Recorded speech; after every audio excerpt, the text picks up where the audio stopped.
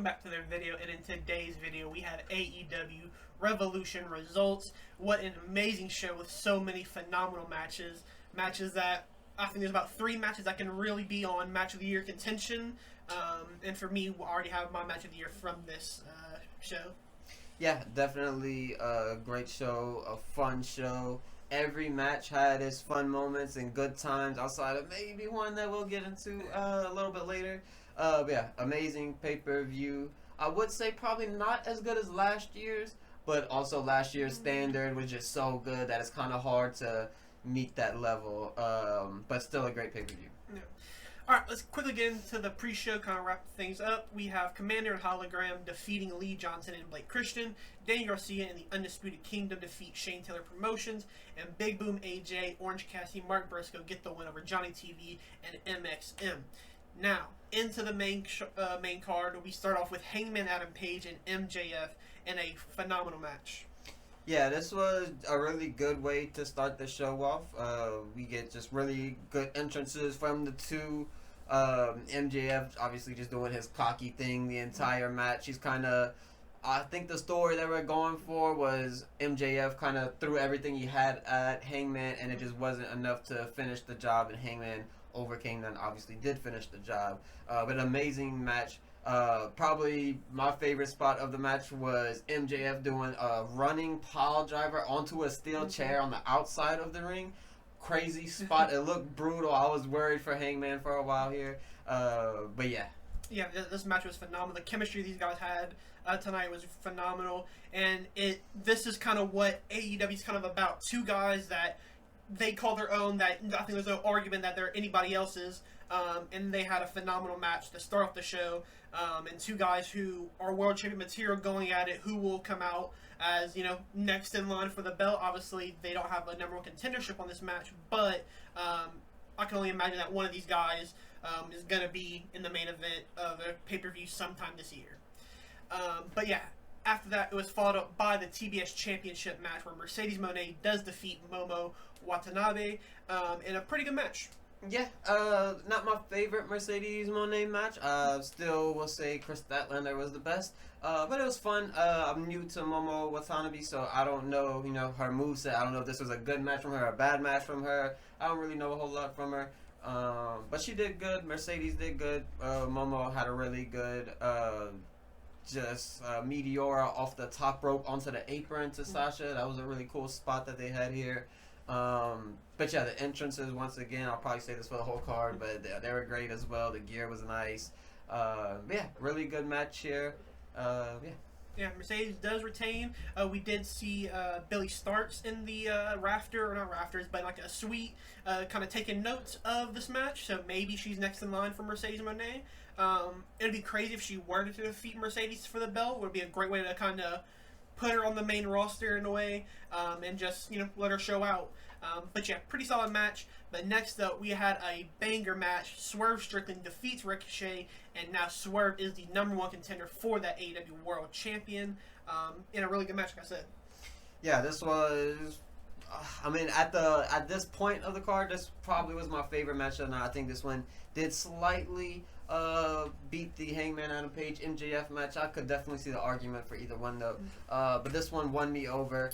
Ricochet, this was definitely his best match in AEW. He looked amazing. Swerve looked amazing. The work with Nana that he does as a manager and all that was all good. The story Nana and Swerve told, whether it was real or a fake out, we're not 100% sure, but at this point I'm sort of assuming it's a fake out based on how the ending of the show went.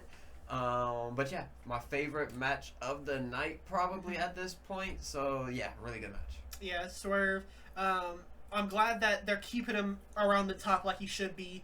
Obviously, we'll get into it later tonight, but him being next in line, definitely wouldn't mind him being the world champion next, because last time he was world champion, it was some of the best stuff we got from AEW. But yeah, really good match. Next up, though, we had a Continental Championship match where Okada does defeat Brody King, and another pretty solid match. Yeah, not a 5-star classic or none of that, but just a really good match.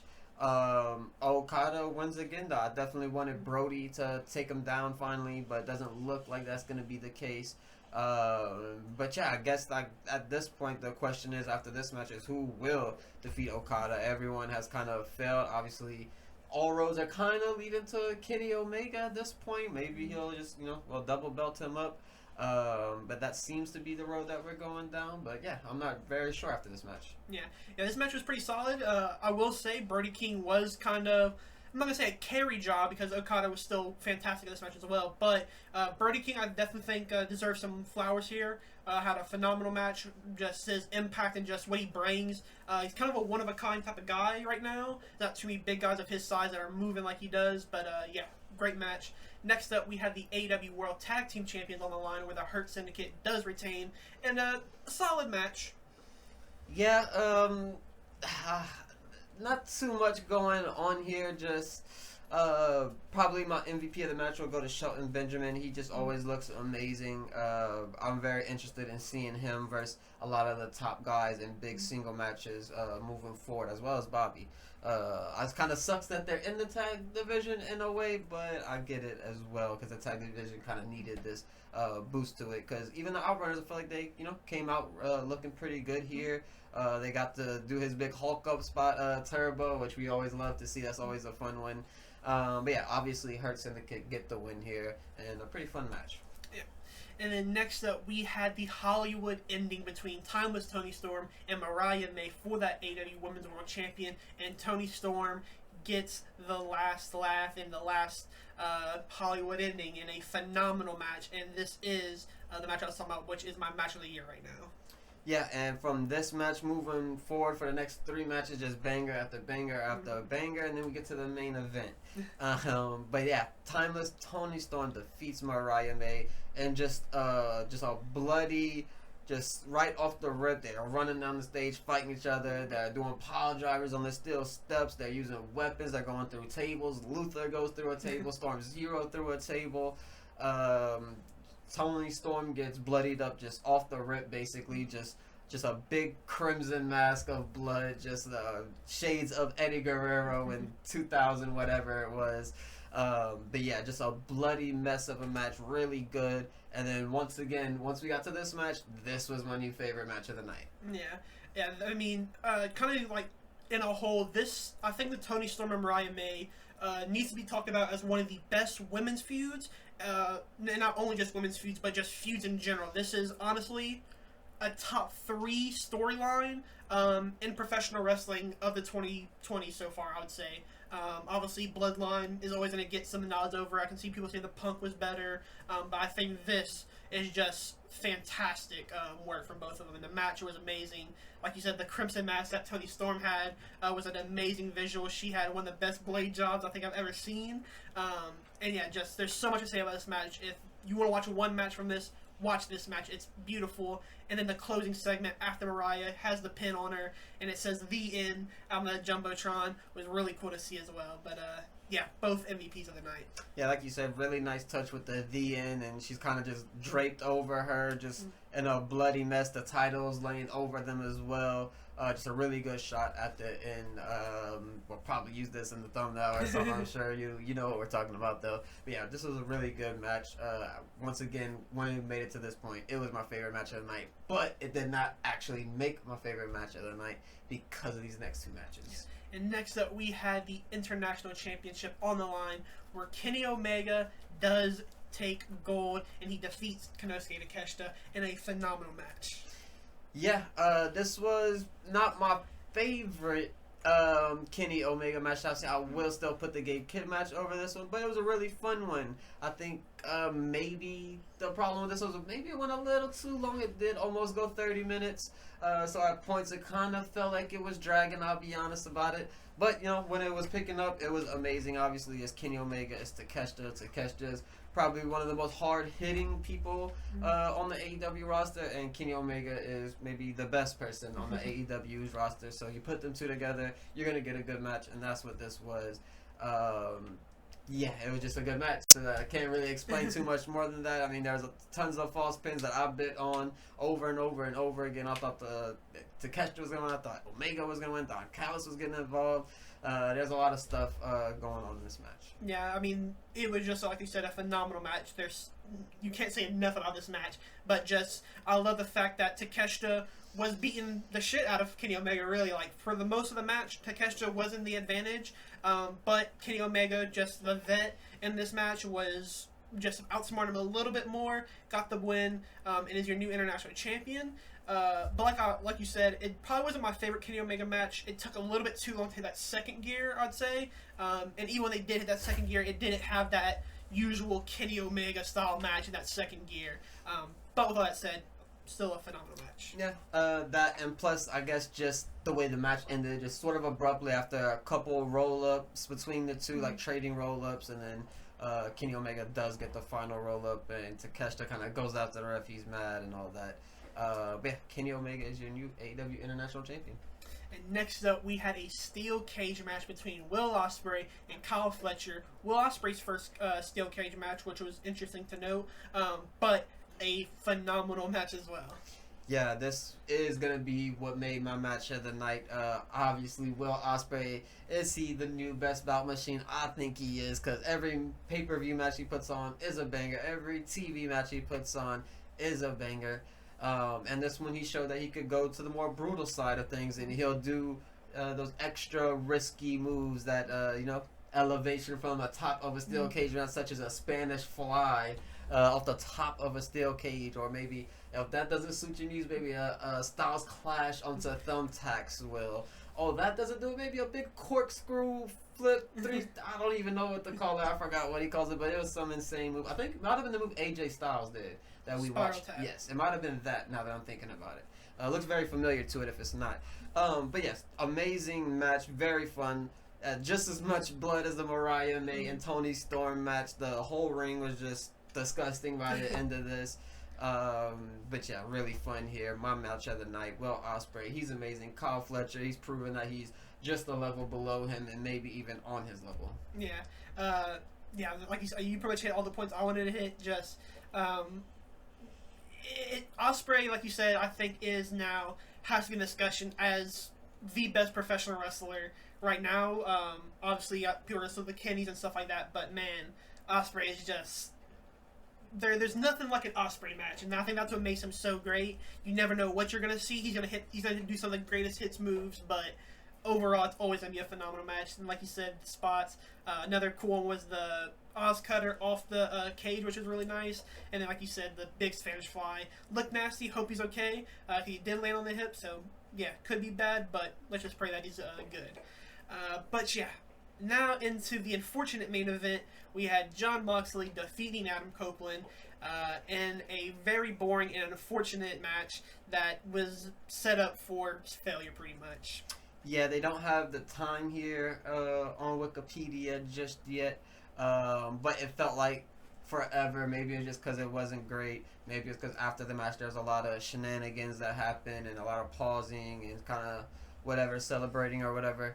But yeah, just definitely felt flat. The worst match of the night, even over the pre-show matches. Just nothing to kind of grasp your teeth into when watching this match. It was just kind of slow-paced. It looked like a 50-year-old man was in the ring at times. And I love Edge. He's definitely one of my favorites of all time. One of my favorite tag teams of all time. I loved him in the ministry. Even his whole career, I've loved Edge. But this is just, I'm not. He's almost entering Chris Jericho era to me. Like, it's getting close to that level. I'm not going to put him in the Chris Jericho tab yet, but he's getting there. But just didn't like it. We had involvements from Wheeler. We had involvements from Jay White, Christian Cage, Swerve after the match had some involvement as well.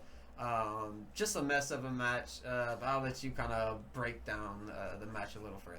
Yeah, I mean, this match, there was just really no big spots, which in AEW, and especially with we were following up, you kind of have to have the big spots.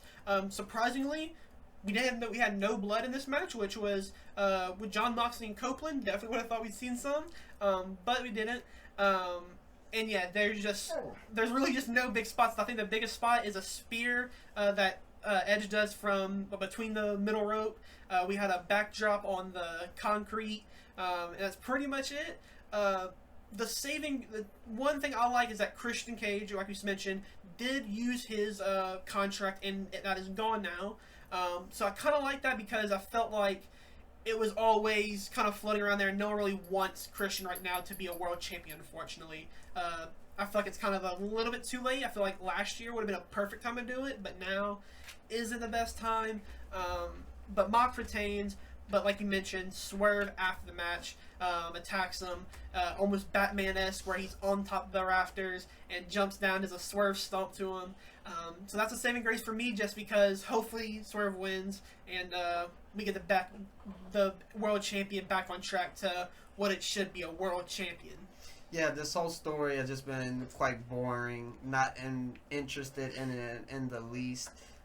Even the characters surrounding Moxley, such as Marina, Cesaro, Wheeler, even them I'm not interested in a whole lot. Christian came in, he lost, he cashed it in, made it a triple threat match, but it just fell flat once again because he hits Adam Copeland with the briefcase. He falls back, he signs it, he goes in, does a curtain call, goes to pin him. Moxley comes in, taps him out immediately, and that's how the match ends. And then before that, Wheeler Yuta comes out first. He comes in, it looks like he's going to attack Mox. They definitely teased it very hard here. And then he still attacks Edge. Jay White comes out. He's going to come help Edge, or help Cope, whatever. He misses. He hits Edge. Wheeler takes him out. They fight down the aisle. Just everything kind of happened for no reason. All these characters came in to either help or hurt Moxley, and none of it really mattered.